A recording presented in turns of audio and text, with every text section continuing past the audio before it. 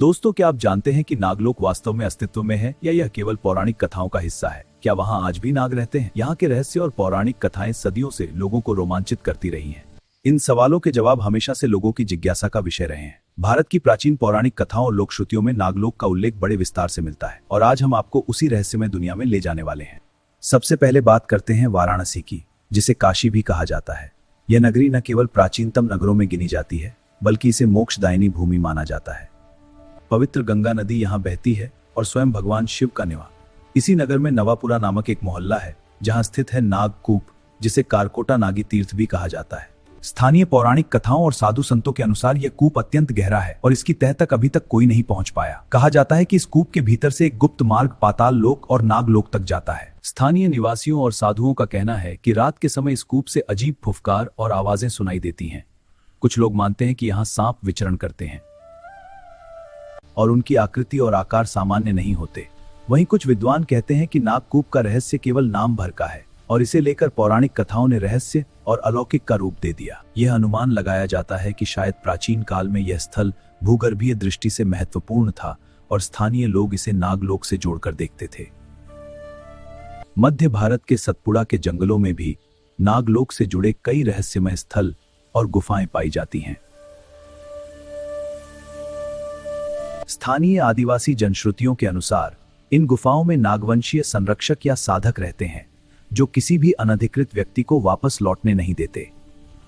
कहा जाता है कि यदि कोई इन गुफाओं में रास्ता भटक जाए तो वह कभी वापस नहीं लौट पाता। कुछ शोधकर्ताओं ने इन गुफाओं में प्राचीन शैलचित्र, हवन कुंड और सुरंग जैसी संरचनाएं देखी हैं, जो यह संकेत देती हैं कि यह क्षेत्र केवल प्राकृतिक संरचना नहीं बल्कि किसी सभ्यता या गुप्त मार्ग का हिस्सा हो सकता है। हालांकि इस पर कोई ठोस प्रमाण नहीं मिला है कि ये मार्ग नागलोक से सीधे जुड़े हैं या नहीं। नागलोक का उल्लेख भारतीय पौराणिक ग्रंथों में बड़े विस्तार से किया गया है। महाभारत में अर्जुन और उलूपी की कथा प्रसिद्ध है, जहां उलूपी नामक नाग कन्या अर्जुन को नागलोक ले जाती है। इसी तरह तक्षक नाग और वासुकी नाग का विवरण भी महाभारत और विष्णु पुराण में मिलता है।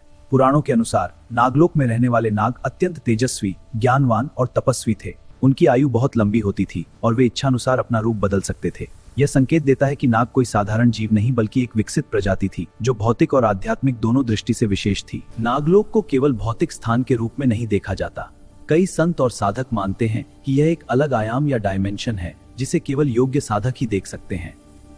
कुछ साधकों का कहना है कि वहां का वातावरण शांत और रहस्यमय होता है, जो साधक की चेतना को ऊर्ध्व और अधो दोनों दिशाओं में ले जाता है। भूगर्भीय विज्ञान भी कहता है कि धरती के भीतर विशाल गुफाएं और भूमिगत संरचनाएं मौजूद हैं। सतपुड़ा और मेघालय जैसी जगहों पर मानव द्वारा प्रवेश योग्य विशाल गुफा नेटवर्क पाए गए हैं। हालांकि इन गुफाओं की तह तक पहुंचना अत्यंत खतरनाक और कठिन है। कुछ पुरातत्वविद मानते हैं कि प्राचीन सभ्यताओं ने सांप प्रतीक या नागवंशीय सभ्यता की अवधारणा बनाई थी, जो बाद में नागलोक की कहानियों में विकसित हुई। भारत में नागपंचमी और नाग देवता की पूजा नागलोक की मान्यता से प्रभावित है। वाराणसी, उज्जैन और महाराष्ट्र में नाग देवता की पूजा प्राचीन काल से होती आई है। कुछ पुरातत्वविद मानते हैं कि प्राचीन सभ्यताओं ने सांप प्रतीक या नागवंशीय सभ्यता की अवधारणा बनाई थी, जो बाद में नागलोक की कहानियों में विकसित हुई। कहा जाता है कि नागलोक से नाग पृथ्वी पर आते हैं और भक्तों को दर्शन देते हैं।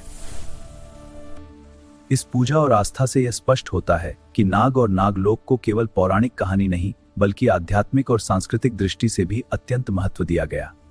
पुराणों में नागलोक को कई बार भोगवतीपुरी के नाम से भी उल्लेखित किया गया है। महाभारत और भागवत पुराण में वासुकी और शेष नाग का वर्णन मिलता है। कहा जाता है कि शेष नाग धरती को अपने फण पर धारण किए हुए हैं।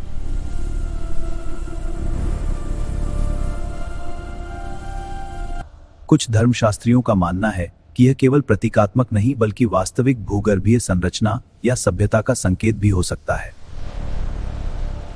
करकोटक नाग का उल्लेख भी विष्णु पुराण, महाभारत और अन्य ग्रंथों में मिलता है। कहा जाता है कि वाराणसी का नागकूप करकोटक नाग से जुड़ा था। पौराणिक कथाओं के अनुसार करकोटक नाग ने यह कूप बनाया ताकि धरती और पाताल लोक के बीच संपर्क बना रहे। लोकश्रुति है कि इस कूप पर विशेष तिथियों पर पूजा और अनुष्ठान किए जाते हैं। इन अवसरों पर कहा जाता है कि श्रद्धा भाव से पूजा करने वालों को सांपों का भय नहीं रहता और जीवन में सर्पदंश से सुरक्षा मिलती है। पुराणों में उनके रूप बदलने, मनुष्य और नाग कन्याओं के विवाह के प्रसंग भी मिलते हैं।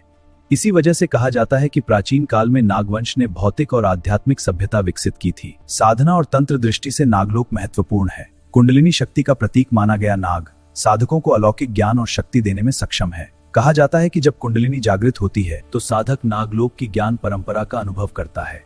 इसी वजह से कई रहस्यमय संप्रदायों में नागलोक की दीक्षा और नागभैर साधना प्रचलित है। लोक श्रुति और साधकों के अनुभव बताते हैं कि सतपुड़ा और अन्य गुफाओं में बड़े बड़े नागों की उपस्थिति महसूस होती है। वहां अजीब रोशनी, हालांकि इन दावों का कोई प्रत्यक्ष वैज्ञानिक प्रमाण नहीं है, फिर भी यह नागलोक के रहस्य को और गहरा करता है। आधुनिक विज्ञान और भूगर्भीय खोज भी यह साबित करती हैं कि धरती के गर्भ में विशाल संरचनाएं और भूमिगत मार्ग मौजूद हैं। खदानें, बोरिंग तकनीक और भूमिगत कॉलोनियों से यह स्पष्ट होता है कि धरती के अंदर जीवन और संरचना के लिए पर्याप्त जगह है। ऐसे में संभव है कि प्राचीन काल में नागवंश ने भी किसी प्रकार की गुफा सभ्यता बनाई हो, जिसे बाद में नागलोक कहा गया। भारत की संस्कृति में सांप को देवत्व का प्रतीक माना गया है।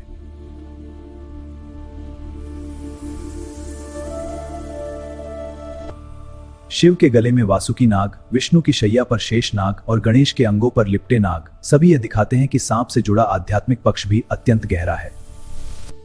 नागलोक का जिक्र इस बात का संकेत है कि हमारे पूर्वजों ने प्रकृति और जीव जंतुओं के साथ गहरा और समावेशी नजरिया विकसित किया था। नागलोक का रहस्य आज भी लोगों की जिज्ञासा को जागृत करता है। चाहे यह वास्तविकता हो या केवल कल्पना, यह हमें अज्ञात और रहस्यमय दुनिया की याद दिलाता है। यदि आप कभी वाराणसी जाएं, तो नवापुरा के नागकूप को जरूर देखें। सतपुड़ा या अन्य रहस्यमय पर्वतीय क्षेत्रों में जाएं तो वहां की लोक कथाओं को ध्यान से सुनें। कौन जाने, कहीं आपको भी किसी मोड़ पर नागलोक से जुड़ा कोई संकेत मिल जाए। रहस्य का आदर करें, सतर्क रहें और अपनी जिज्ञासा को जीवित रखें। नागलोक का रहस्य हमारे मन में आज भी जीवंत है और यह हमें नई खोज और अनुभवों के लिए प्रेरित करता है।